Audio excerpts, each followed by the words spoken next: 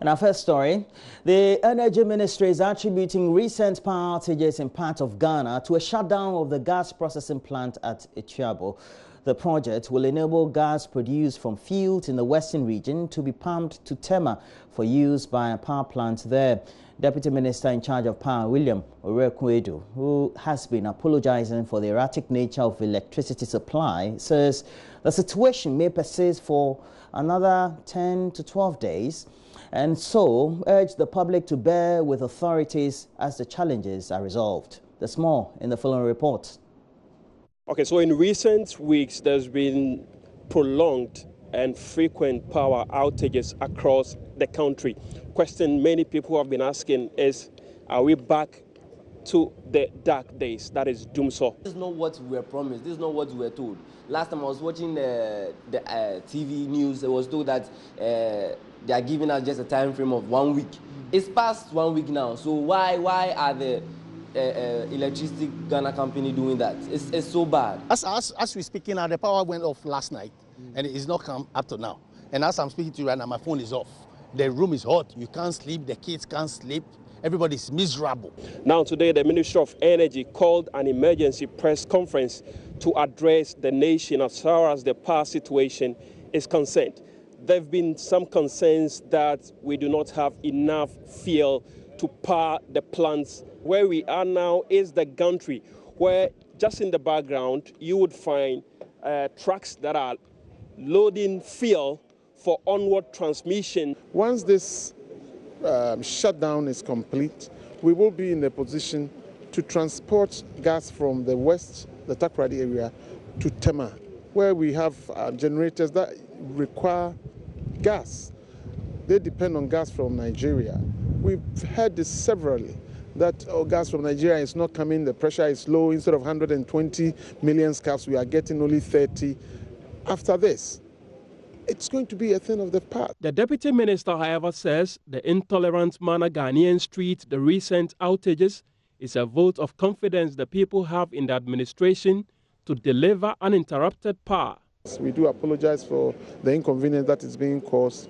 And you know, it is really interesting that Ghana has gotten to the state that we are. Within just 2 years of Nana Akufo-Addo's government, Ghanaians are not tolerant of 1 week of power disturbance. And that is saying something, that it's only a week and it's causing a lot of difficulty and inconvenience to people, but they cannot stand it. Not unlike some time back where we had to endure years and years of, years and years of doing so. In a set the record straight fashion, the CEO of Tema Oil Refinery, Mr. Isaac Osei, outlined the amount of fuel his outfit has, disputing claims the country does not have enough fuel to power the plants.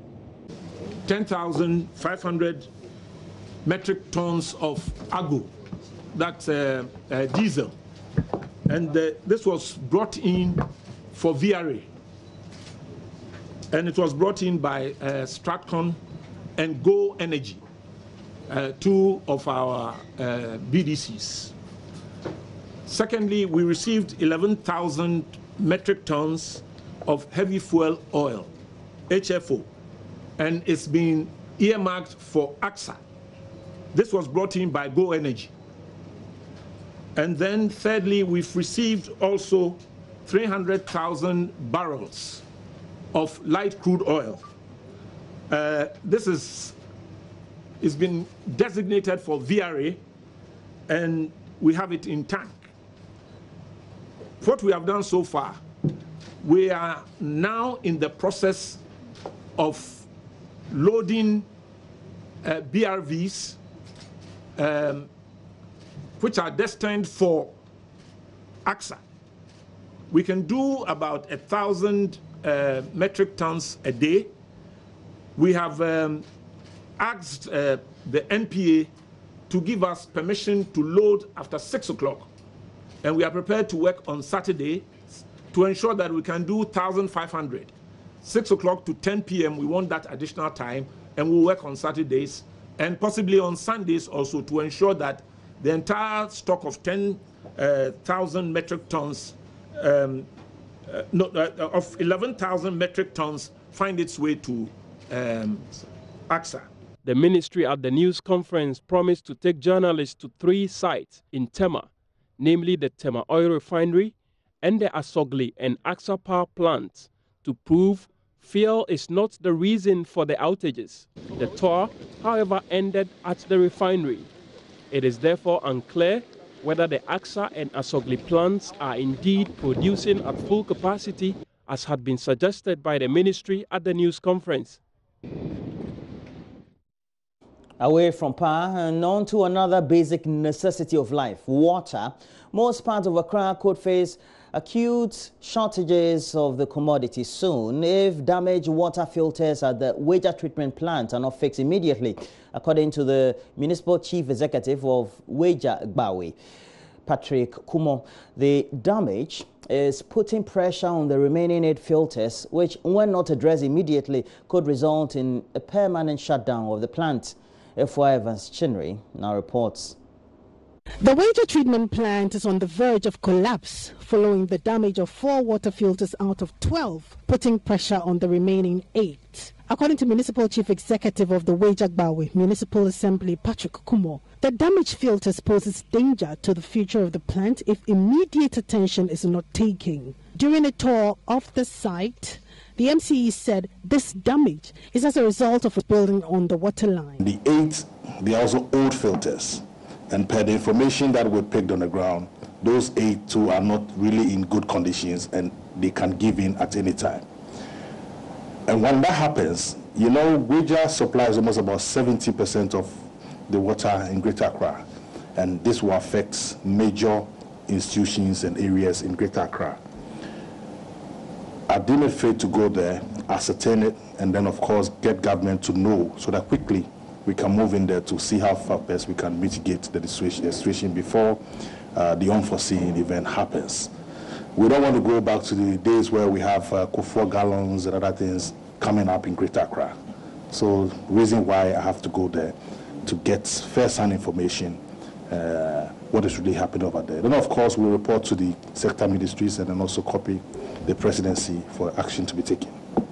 But my advice will also go to the managers of the treatment plants. I believe management need to be up and doing.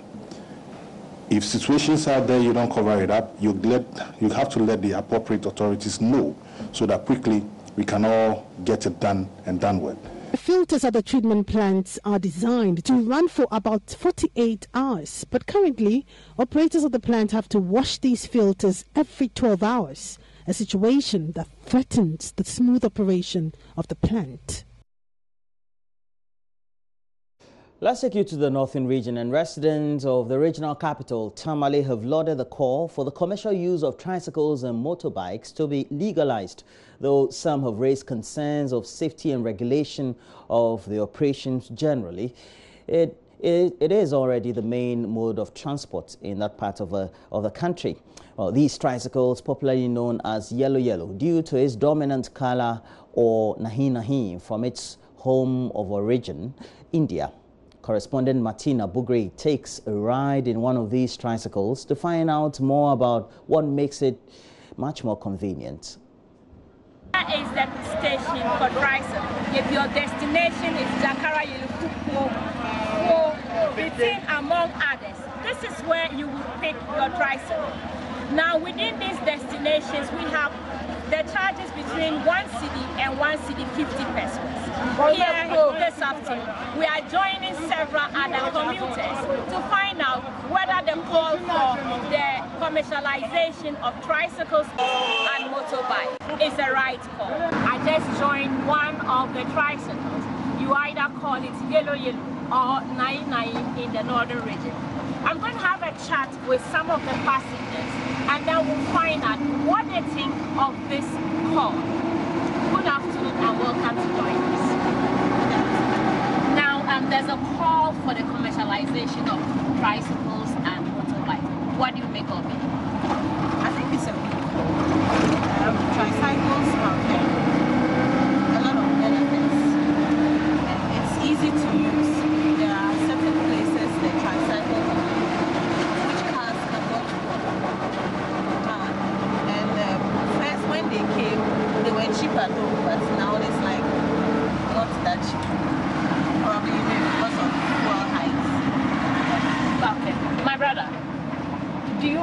that they should commercialize tricycles, motorcycles?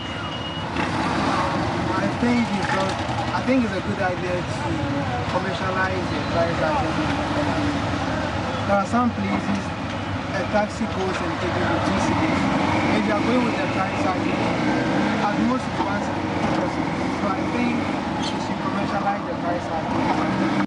Lexington Amu, Abdul Rashid Husseini and Afa Ali agreed to the call that tricycles and motorbikes be commercialized. They say it is accessible to every.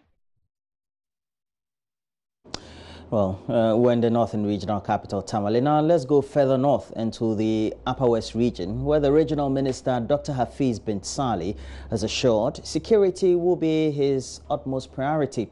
He said the Upper West region in the past used to be the most peaceful place in Ghana.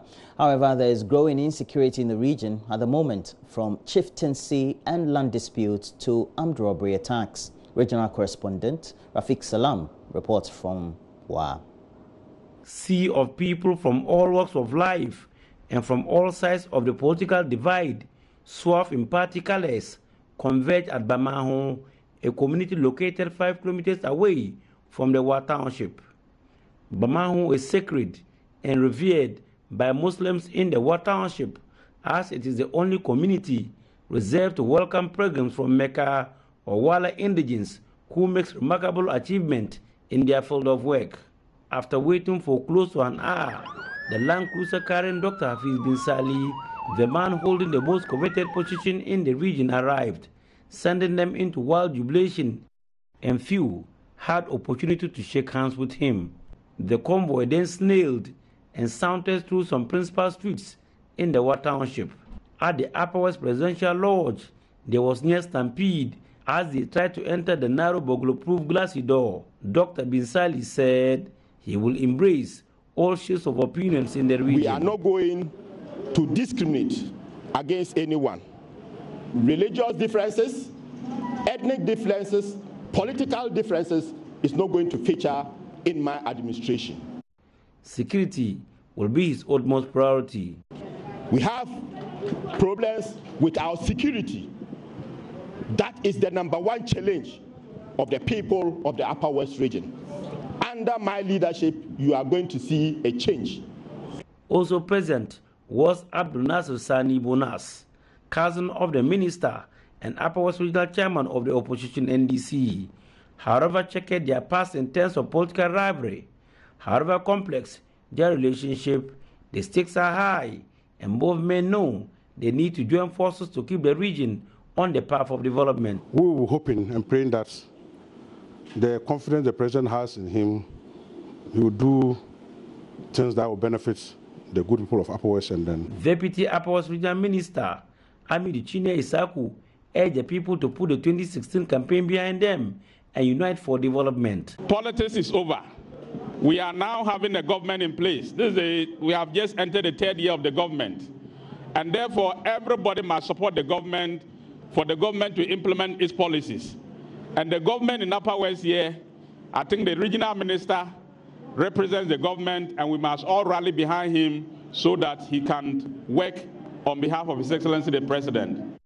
Reporting for JoyNews, Rafiq Salam. Wow. Well, that will next end the bulletin. But before we go, the Catholic Relief Services, humanitarian organization of the Catholic community working to improve the well-being of the vulnerable in society, has provided 85 boreholes to communities, schools and health facilities in the Talensi district of the Upper East region and the West Mamprusi municipality of the Northeast region. The organization has since trained mechanics resident in these areas, where boreholes have also been constructed to ensure speedy repairs of these facilities anytime they break down. Upper East regional correspondent Albert Sori has more. The provision of the 85 boreholes is in line with the vision of the Catholic Relief Services to contribute to improved access to water and sanitation in Ghana. This is under the Integrated Community Water, Sanitation and Hygiene Improvement Project, a 3-year project funded by the Helmsley Charitable Trust of the United States to the tune of $6.4 million. The boreholes are expected to provide clean drinking water to at least 100 communities in the Talensi district and the West Mamprusi municipality. To ensure uninterrupted flow of water, the Catholic Relief Services has also trained mechanics who are resident in these areas to ensure that the boreholes are promptly repaired anytime they break down. Alexander Obobisa Dakun works with the Catholic Relief Services. These area mechanics are people from within the communities, and we have identified them because they initially possess some technical skills, and so we identified them through a criteria, and they have gone through series of training, and today we have to inaugurate them in order that we will give them the power and the ability to actually begin their business of maintaining the water points that we have provided. The mechanics, who were 8 in number, were integrated into the area mechanics network. Their chairman, Bismarck Buguri, called on the community members to also play a role to help in the maintenance of the boreholes. What we need to do is we have to always make sure our caretakers in the communities, they should always go to the boreholes, check it every period, every 2-3 weeks, check it well so that maybe there will not be problem. In case they go there and see someone doing a different thing, pumping wrongly, then they will draw him or her attention back so that he will know how to pump it well, and then it can last for them.